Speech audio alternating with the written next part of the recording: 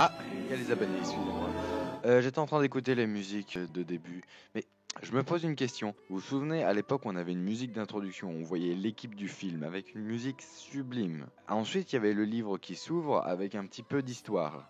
C'est parti où? Puis que je développe. À l'époque, vous vous souvenez, tiens, regardez. Voilà un tableau. Grâce à ce tableau, je vais illustrer mon propos. À l'époque, il y avait les musiques, comme par exemple celle de Merlin l'Enchanteur, Cendrillon, La Belle au Bois dormant, Peter Pan, que j'aime bien, et aussi Alice au Pays des Merveilles, que j'ai sur mon téléphone. Mais maintenant, ils ont disparu, ainsi que l'introduction avec les livres qui s'ouvrent. Regardez, elles sont magnifiques. Je pourrais même faire un top 10 des livres superbes qui s'ouvrent. Ouais. Dites-moi en commentaire si vous êtes pour ou contre un top livre qui s'ouvre. Pourquoi est-ce que maintenant les débuts se commencent par le titre et ensuite directement le début du film? Ça existe plus cette façon, ou même cette façon traditionnelle d'ouvrir un livre. Donc voilà, c'était juste pour savoir, mais elles étaient superbes les musiques. Dites-moi en commentaire si vous écoutez encore ces musiques ou si vous les avez complètement oubliées. Et jusqu'ici, on va lancer la vidéo. Krabs, lance la vidéo!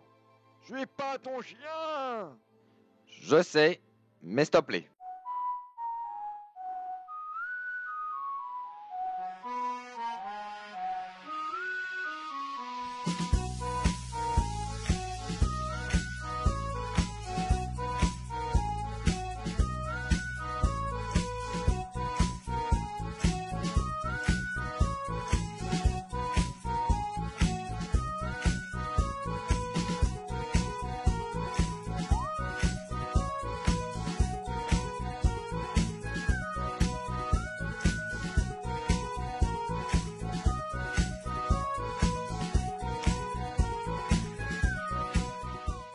Tagazak, noble paysan, je suis Zuriki, le mineur. On va parler aujourd'hui de Cendrillon. Que vous êtes choqué à cause de la miniature? Pas du tout. Ou même du nom de la vidéo? Non plus. Bah oui, logique. Donc commençons avec le premier fort accord, parce que ça fait très longtemps que j'ai pas fait ça. Et c'est parti pour 5 minutes 13 avec Jack Jack.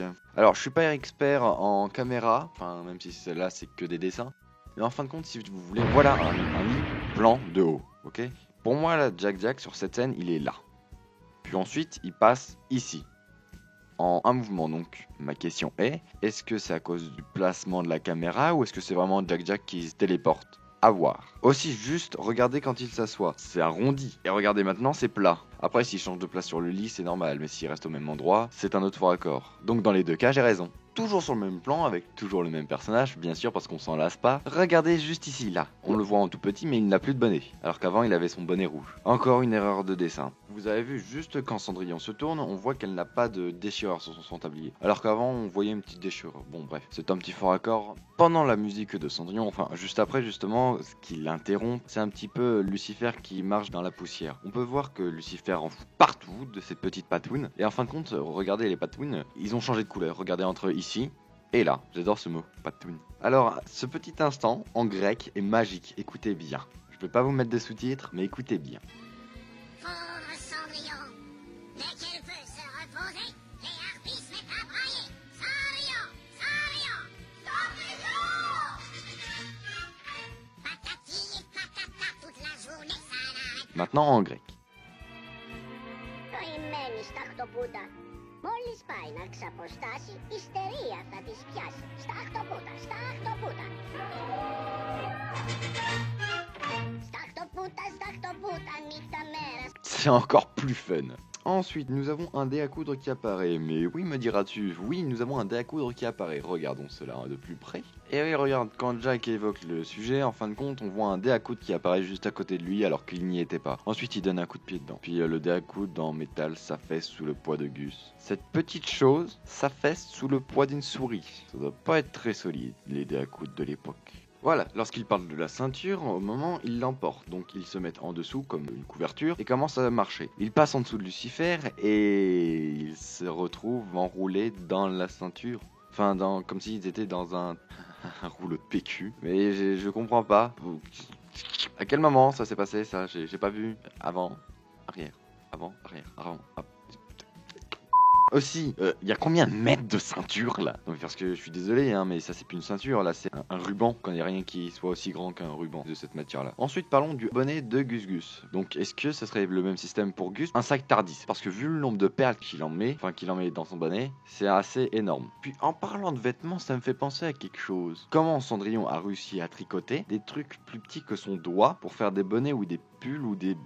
Je comprends pas. Deuxième chose, pourquoi les souris, donc Jack, Gus et compagnie, sont les seuls à être anthropomorphiques? Si on doit faire un classement, ceux qui se rapprochent le plus des humains, c'est Cendrillon, ses sœurs, le prince et compagnie. Ensuite, on a Gus Gus et Jack Jack. Ensuite, on a les oiseaux. Et pour finir, on a Lucifer, le cheval et puis Pato. Pourquoi est-ce qu'on a un ordre comme ça en escalier? Je comprends pas. Passons au faux raccord suivant maintenant. Toujours dans la même scène, on peut voir Jack Jack qui met des perles à la queue de Gus, qui est très mal interprété sur le net, hein, on est d'accord. Il lui met des perles à la queue. Sauf que regardez, là il en a mis 3, ensuite il en remet 3. Pendant la musique, vers la fin, juste avant la fin, on peut voir Jack Jack qui fait de la tyrolienne, une fois, puis 2 dans la même scène. Donc là je pense que c'est pas une erreur de dessin mais plus une erreur de colorisme. J'aurais bien vu le premier Jack Jack et le deuxième bonnet jaune avec le bleu, mais bon, les coloristes font ce qu'ils veulent, hein, au pire. Ou alors c'est encore une erreur de montage, parce que ça aussi ça existe, les erreurs de montage. Après cette scène qui me laisse pas très indifférent, on voit Cendrillon qui court parce qu'elle est désolée, elle pleure, elle est triste et elle passe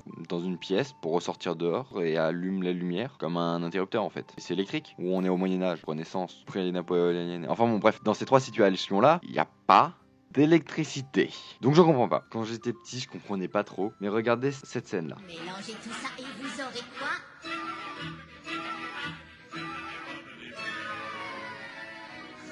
Elle en connaît des trucs formidables.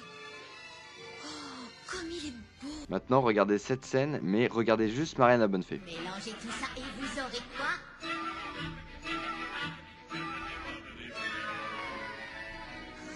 Elle en connaît des trucs formidables. Oh, comme il est beau. Deux théories apparaissent. Soit elle s'est bloqué le dos, soit elle a complètement crash au niveau du cerveau, en mode... Alors, petit aparté qui n'est pas un fort raccord, au moment où le roi implore de la lumière pour le bal, je croyais réellement qu'il appelait lumière, mais de la Belle et à la Bête. Hein. Lumière! Lumière! Hello, c'est la fête. J'avais pas compris moi à l'époque, j'avais pas fait le lien.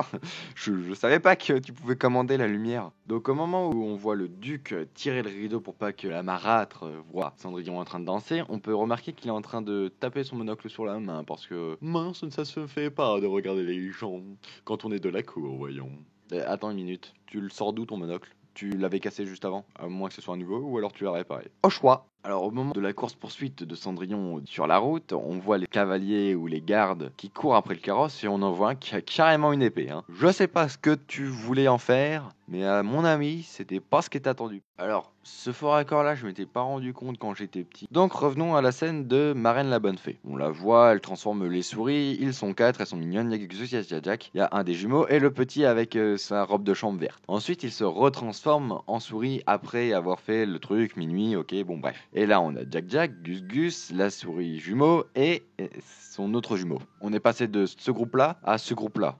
Et on va passer au dernier fort raccord de cette vidéo. Enfin, je vous dis ça, c'est pas vraiment un fort raccord. J'ai remarqué qu'il dessinait pas les orteils de Cendrillon. Donc 3 théories apparaissent. Soit elle n'a plus d'orteils, ce qui expliquerait pourquoi personne ne peut mettre sa pantoufle. Logique. Deuxième théorie, elle a un collant. Troisième truc, c'est trop compliqué à dessiner, c'est ça? Ou alors vous êtes des putains de paresseux parce que les sœurs vous lui faites, mais Cendrillon vous lui faites pas. Non, Cendrillon elle est trop gracieuse pour avoir des orteils comme les gens normaux. Hein.